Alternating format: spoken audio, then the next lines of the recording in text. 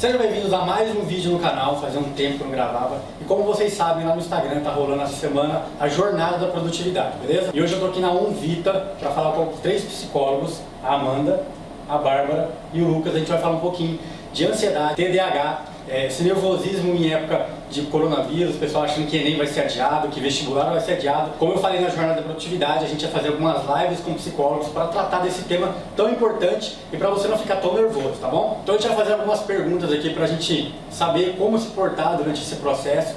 Então a gente vai falar primeiro com a Amanda. Amanda, como se preparar psicologicamente nesses dias tão estressantes nos estudos? A primeira coisa que é importante a gente saber é entender o que é esse fenômeno vestibular, né? O vestibular ele não é somente um exame que prepara o aluno ou o candidato para ingressar numa universidade, né? Então tem muitas outras coisas envolvidas nesse processo de vestibular que é importante que a gente fale sobre isso. Nesse período existe muita questão de tomada de decisões, porque você precisa escolher qual é o curso que você vai fazer. Então isso tem uma questão de cobrança pessoal, cobrança familiar, cobrança social, né? Então não é somente uma prova, tem muitas outras coisas envolvidas que é importante a gente pensar nesse momento. E isso acaba acarretando muita cobrança interna, muita cobrança de outras pessoas. Então as pessoas acabam se sentindo um pouco pressionadas a tomar uma decisão e às vezes elas não estão preparadas para isso. O vestibular também, a gente pode perceber, né, principalmente quando a gente fala de adolescência, é o primeiro desafio do adolescente. É o primeiro contato que ele tem com essa questão de ser desafiado, de tomar decisões, de tentar perceber o quanto as consequências dessa decisão que ele vai tomar e tudo que ele precisa fazer a respeito disso. Né? Então, claro que a gente está falando de um período muito exaustivo, porque tem essa cobrança, tem essa questão de pensar muito no resultado, né? E as pessoas acabam também, o adolescente principalmente, como ele é o primeiro desafio e ele é cobrado por muitas pessoas, por familiares, por ele mesmo, ele acaba pensando que o resultado, positivo ou não, vai determinar se ele tem sucesso ou não. Então, muitas vezes ele pensa, se eu não passar, então significa que eu sou uma pessoa fracassada ou que eu não vou conseguir atingir o sucesso, né? Então, como que a gente se prepara para isso, né? A gente tem que pensar primeira coisa que a gente pode pensar nisso é a questão da organização, né? Então, é um processo que precisa ser de organização. Se a gente não pensar nessa questão de organização, isso pode acarretar muita insegurança, porque a gente está diante de uma coisa gigantesca, que é uma coisa muito importante, claro, para a nossa vida, então a gente precisa se organizar para ela de alguma forma, né? E isso é muito fundamental que aconteça. A gente precisa também pensar na questão da rede de contatos que a gente tem, então fortalecer esses vínculos, né? E a gente sempre tem que lembrar a questão de que o vestibular, por mais que ele seja uma coisa muito importante da nossa vida, né, como um todo, ele não deve ser a única fonte de felicidade da nossa vida naquele momento. Então a gente tem que entender que é uma coisa muito importante, vai determinar muitas coisas na nossa vida, mas se a gente deposita, a gente dá o poder de decidir que é a única fonte de felicidade, a gente acaba colocando muito poder nisso e isso acaba gerando muito estresse, né, a gente coloca muita expectativa sobre isso e isso acaba gerando muita insegurança, muita cobrança nesse aspecto. Então a gente tem que sempre tomar cuidado com isso, né, e pensar muito nessa questão de se organizar mesmo e de não colocar tanta expectativa em alguma coisa que é muito importante, mas que deve ser uma das outras fases da nossa vida e não só o vestibular. Nessa questão da organização entra muito o ambiente de estudo, né? Qual é a importância assim, do ambiente de estudo na organização?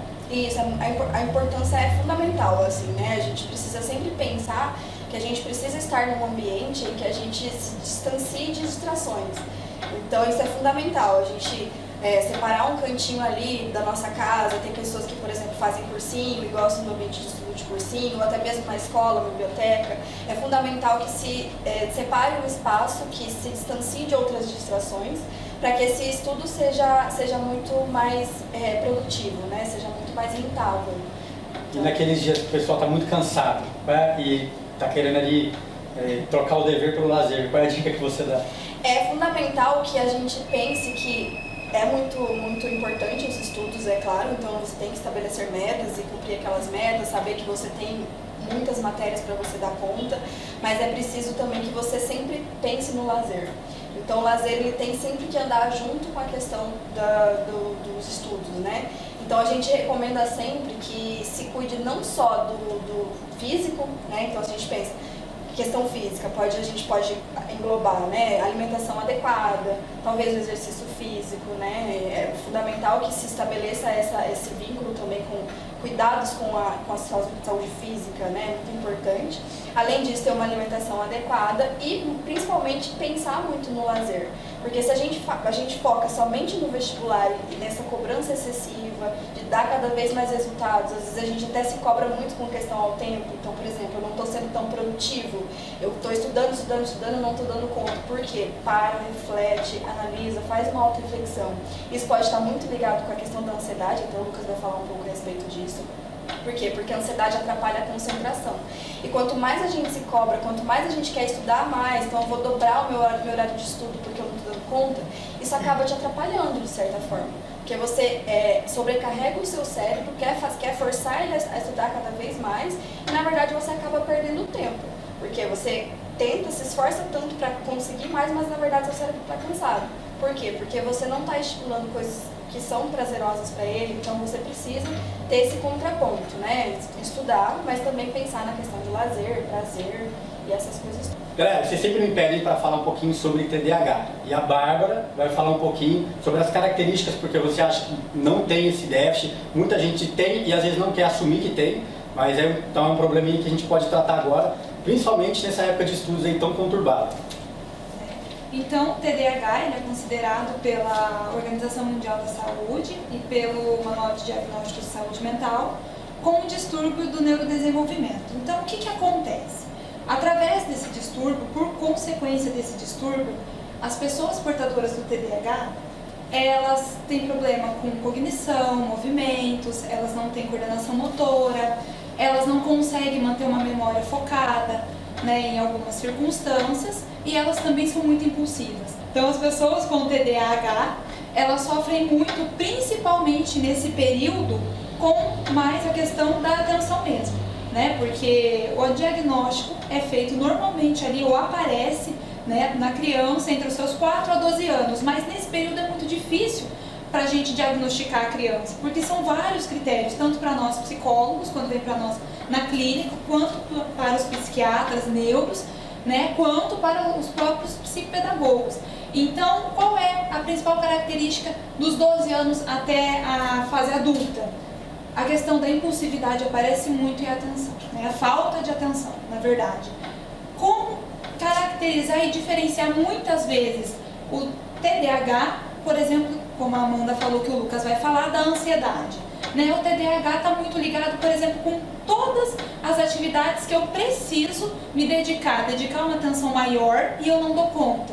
Por exemplo, eu preciso ficar sentadinha aqui, mas eu estou o tempo todo movimentando minha mão, estou o tempo todo movimentando, eu não consigo ficar quieta.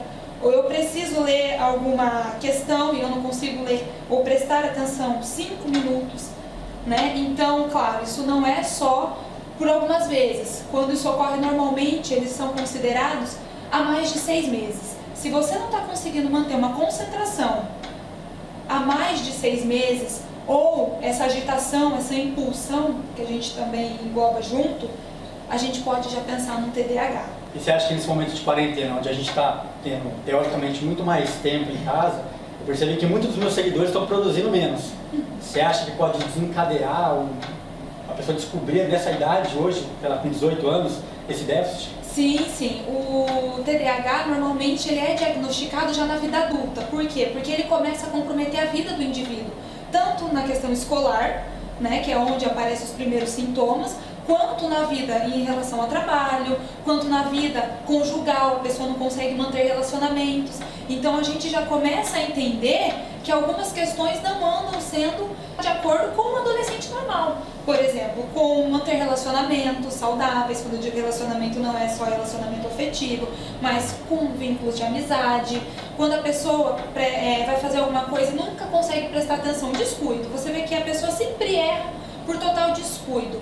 Isso também é um dos sintomas diagnosticados já na fase adulta né, aí da adolescência para a fase adulta do TDAH. Então pode sim acabar comprometendo durante esse período e ficar também ainda maior. Os picos de TDAH por conta da quarentena ou de não conseguir produzir fica maior. Por quê? Por conta mesmo da própria impulsividade, da pessoa não estar conseguindo sair de casa, então ela fica um pouco mais impulsiva também dentro de casa e ela não consegue controlar essa impulsão. E assim, Bárbara, como lidar com a cobrança dos pais e familiares nesse processo? Então, a gente sabe que os pais, né, eles têm grande influência sobre a questão da nossa visão em relação a trabalho. Né? Os pais são os nossos primeiros ali alicerces e referência para diversas coisas, principalmente para a nossa escolha profissional. Né? Então, os pais, desde o momento ali da geração da vida do filho, eles já criam toda aquela expectativa, então eles têm uma idealização do próprio filho ali muito complexa, né? E quando esse filho chega até a boca do vestibular que tem que decidir, ou não tem que decidir, ou tem que decidir, mas não sei o que decidir, os pais começam naquela ansiedade e entram muito naquela cobrança, né? Como lidar com esses pais ou com a família, né, com essa cobrança toda em cima? Uma primeira dica que eu acho bastante válida é que até a gente mesmo começa a se sentir pressionado. Né? Eu já tenho a minha própria cobrança e eu estou com ela muito mais elevada por conta da cobrança de terceiros. Então é importante sentar com os pais, conversar com eles, explicar como que você está se sentindo, como vocês estão se sentindo, as expectativas que vocês têm diante as escolhas profissionais. Então é bacana estar compartilhando com os pais toda essa sensação, todo esse sentimento que essa situação gera ou está gerando. Né? É importante que esses pais tenham conhecimento dos atos deles também perante o filho. Né? É muito importante.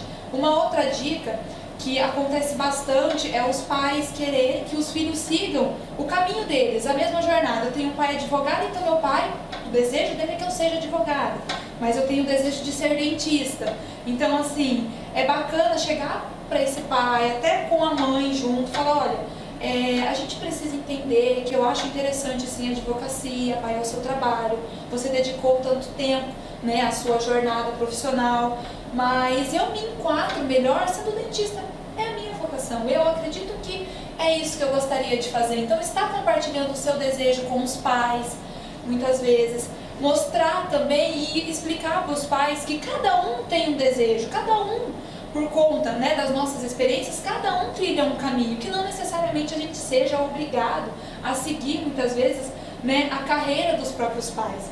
Tem uma outra dica também, que eu acho muito importante, até a gente, igual a Amanda falou, parar um pouco e se autoanalisar. Né? Olha, e vamos parar um pouquinho, pensar, porque essa cobrança dos pais também traz toda uma ansiedade, uma angústia em cima, e muitas vezes esse jovem não sabe lidar com isso. Então, até essa importância de expor para os pais todo esse estresse que ele já está vivenciando por conta da sua própria autocobrança. A gente sabe que o próprio adolescente já passa por uma cobrança muito grande por conta do quê? As mudanças corporais, por conta dos hormônios, também essa exigência social que a própria sociedade coloca em cima do adolescente. Então, quer dizer, o adolescente já está saturado, ele em si já sabe todo, né, o seu caminho, o que ele deve fazer. E aí vem os pais e demanda mais essa expectativa. Então, é importante esse adolescente estar sempre verbalizando para os pais o que ele está sentindo. Se está passando por muito estresse, comunique os pais, converse com os pais, é muito interessante, ajuda a aliviar também a questão do adolescente, o estresse, ele sabendo que os pais estão sabendo como lidar com ele diante essas circunstâncias de estresse, que é algo normal, né? Igual a Amanda falou, do vestibular é algo normal. Então, para que esses pais também saibam como lidar, porque muitas vezes os próprios pais não entendem que eles também estão demandando muita cobrança em cima do filho. Então, é interessante que esse filho verbalize, esteja sempre em contato com esses pais, falando para eles os sentimentos e as próprias autocobranças que eles mesmos já têm. Eles já carregam em si e já têm um foco muito grande ali. Eles mesmos já se cobram, até por conta da aprovação e da desaprovação, né? Uhum. Uma das consequências que o pessoal sempre fala é a questão da ansiedade, né? Que o Lucas vai falar um pouquinho sobre a ansiedade, principalmente em época de vestibular, época de provas. Mas eu queria que você falasse um pouquinho antes de como se dá essa questão da ansiedade, antes mesmo da gente se preparar. Muita gente não consegue nem começar a se preparar por causa de ansiedade, vislumbrando um resultado negativo talvez lá na frente já. Certo. Bom, a gente tem que entender um primeiro ponto nesse momento, que é a ansiedade enquanto um estado emocional natural. Então, antes de qualquer coisa, a ansiedade ela é uma reação como qualquer outra. Uma ansiedade é uma emoção, na verdade, como qualquer outra. Então, como a raiva, como a alegria, como a tristeza, como o nojo, enfim, ela é natural do ser humano. Então, frente a alguma situação de dificuldade, alguma situação que sinaliza perigo para a gente tem essa reação fisiológica.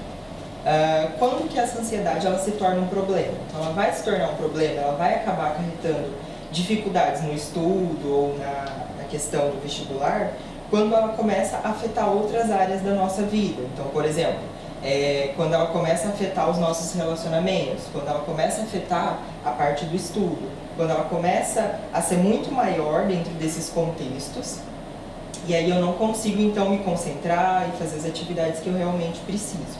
Então é nesse momento que a ansiedade ela se torna um problema e aí a gente precisa começar a tratar. E o dia mais esperado para muitos vestibulandos, claro que é o dia do resultado, né? E que dicas você dá, assim, por dia do resultado, que está com ansiedade, que tem esse problema, que tem esse déficit aí? No dia do resultado, a gente fica muito nervoso e é uma situação natural, né? O vestibular ele é ansiogênico por si só, porque a gente está esperando um resultado e talvez não aconteça isso. Então a melhor coisa é a gente trazer algumas técnicas, por exemplo, de respiração, né? Para controlar a ansiedade nesse momento. Então, por exemplo, a técnica de você respirar 4 segundos, inspirar 4 segundos, segurar por 2 segundos e soltar pela boca o ar por 6 segundos, refazendo esse ciclo, a gente consegue abaixar um pouco a ansiedade. Evitar ficar pensando se você foi bem ou se você não foi também é uma opção, né? Então, tentar lembrar das questões que você acertou, por exemplo, das coisas que você conseguiu fazer durante a prova que foram boas, porque essas sim vão te colocar para dentro do lugar que você espera, né? Do curso que você deseja, etc. E que dicas que você dá para diminuir a ansiedade antes da prova? Bom, quando eu pensei em algumas coisas para trazer para vocês, eu pensei principalmente na semana anterior da prova. Então, por exemplo, se a prova acontece no domingo, desde o domingo anterior, essa primeira semana, é interessante a gente traçar algumas coisas. Acho que a primeira coisa que a gente pode fazer é reconhecer essa ansiedade, né? Então, às vezes tentar lutar contra ela é muito mais danoso nesse momento. Então, quando a gente reconhece e aceita que a ansiedade ela está presente, ela vai estar presente, a gente consegue traçar algumas habilidades, algumas estratégias para lidar com isso melhor no dia. Então, a primeira coisa é aceitar que a ansiedade ela vai acontecer. Além disso, desacelerar. Então, na semana da prova, eu percebo que muita gente tenta intensificar os estudos. E eu acho que talvez não seja tão interessante, porque, por exemplo, trazer novos conteúdos nesse momento não é tão agregador, assim, em certo sentido.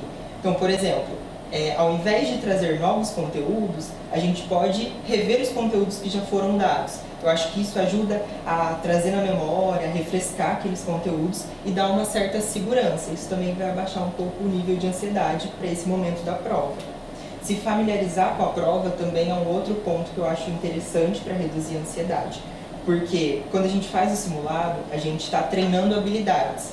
E aí, quando a gente chega para a prova oficial, a gente tem a sensação de conhecer mais aquele momento. Então isso reduz também a nossa ansiedade, porque a gente já conhece mais ou menos como vai ser a prova, quanto tempo eu demoro para resolver uma questão, ou mais ou menos nesse sentido.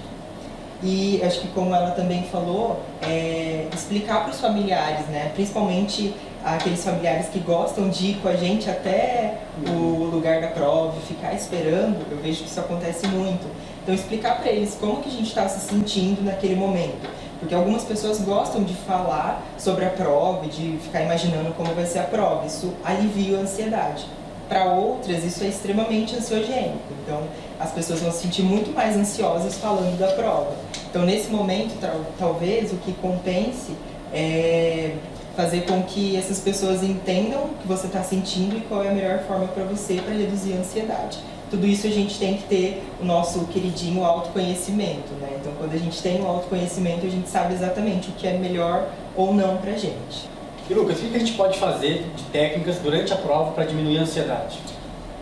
se a gente for parar para pensar, a prova é realmente o estímulo mais ansioso daquele dia, né? Então é realmente a comprovação de se eu aprendi ou não. Então algumas coisas podem ajudar a gente, por exemplo, se preparar antes, né? Planejar como que você vai fazer para chegar no lugar da prova, quem vai te levar, quanto tempo você vai precisar para isso, é muito legal para você também não ter surpresas no dia da prova. Além disso, a gente pode, por exemplo, enquanto aquele momento onde o fiscal do vestibular não autoriza ainda a prova, né, você começar a prova, você está ali naquele momento de ansiedade, a ansiedade deve estar a 1000, trazer a técnica de relaxamento, a técnica de respiração nesse momento é fundamental, porque ela vai fazer você ter uma queda, né, nessa ansiedade e também começar a focar realmente a sua concentração para você começar a prova. E aí, começando a prova, uma outra dica que seria legal é você dar uma noção geral da prova, ou seja, você vai folheando ela e lendo basicamente por cima as questões e elencando o que é fácil, o que é médio, o que é difícil. Porque daí, quando você volta realmente para começar a responder, você já tem mais ou menos na sua cabeça qual vai ser mais fácil, qual vai ser mais difícil para você trilhar o seu caminho da melhor forma. E aí, para as pessoas que estão mais inseguras, que talvez precisem de um apoio maior nesse começo, é legal começar pelas mais fáceis, porque você vai construindo essa segurança ao longo da prova, certo? Eu acho que durante a prova também, um outro ponto que a gente pode traçar é ter momentos de válvulas de escape. Assim. Então, por exemplo, aquele momento onde você vai tomar uma água ou que você vai no banheiro. Esse momento ele serve para que você reorganize as ideias e você volte com mais foco no momento para você continuar e seguir a prova até o final. Legal. Galera, coloca nos comentários se vocês usam alguma técnica de estudos que ele citou ou alguma nova para a gente conhecer. E para a gente finalizar, Amanda, em caso de aprovação ou reprovação no vestibular, o que fazer? Pois é, isso é muito interessante a gente falar, é muito importante, né? Quando acontece isso, quando chega o dia do resultado, parece que passa um filme na nossa cabeça. E a gente começa a pensar e relembrar todo o processo que a gente passou para chegar até esse dia, que vai sair com certeza um resultado que vai determinar o meu próximo ano e até mesmo a minha vida. No caso de aprovação, gente, é só comemorar, partir pro abraço, né? Deu tudo certo até aqui, agora você se prepara para uma nova fase da sua vida, que vai ter muitas mudanças, é um novo desafio que vem pela frente, né? Não pense que vai ser fácil, então é um outro desafio, mas é muito, muito gostoso você saber que deu tudo certo, que vai começar a partir de agora. No caso de reprovação, muito choro, né? Muito provavelmente que vai ter um pouco de choro, um pouco de desesperança, um pouco de desespero. E agora, o que eu faço? Primeira coisa que você precisa fazer é entender que para passar no vestibular não é só necessário horas de estudo, tem muitas outras coisas envolvidas. Então é a saúde mental, a saúde física que eu falei um pouquinho para vocês, que é muito importante a gente ter se preparado dessa forma. Então é importante que você saiba que o problema não está em você. Você é capaz de fazer isso, né? Então assim, não se cobrar excessivamente sobre isso e não achar que a culpa está em você. Porque existem coisas muito além dessa questão de horas que eu estudei, será que eu estudei o suficiente, que determinam a sua aprovação no vestibular.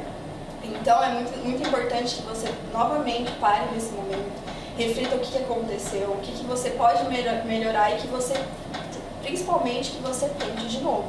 Né? Então, não desistir nesse processo e não usar muito essa culpabilização de achar que você não é capaz, porque você é capaz. Então, você precisa, nesse momento, voltar para aquela questão de organização, concentrar para ver o que você pode melhorar para que você possa tentar de novo.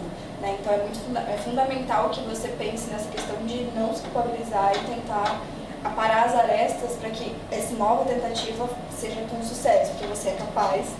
Você sempre está dando o seu melhor, eu sei disso, e a gente acaba tendo essa necessidade realmente de às vezes parar, refletir e organizar tudo de novo para um novo começo, uma nova tentativa. Então é isso, galera. Vocês que gostaram do nosso bate-papo aqui com a Amanda, com a Bárbara, com o Lucas, eles são psicólogos. Vou deixar o perfil do Instagram deles aqui na descrição. E ó, a Unvita também está deixando um e-book grátis para você baixar. Clica aí no link da descrição para você ir. E a partir de amanhã a gente vai ter lives lá no perfil com cada um deles falando um pouquinho mais do que a gente falou aqui. Hoje foi só um bate-papo leve. Lá na live você pode mandar suas perguntas, então segue o perfil aqui embaixo e se inscreve no canal.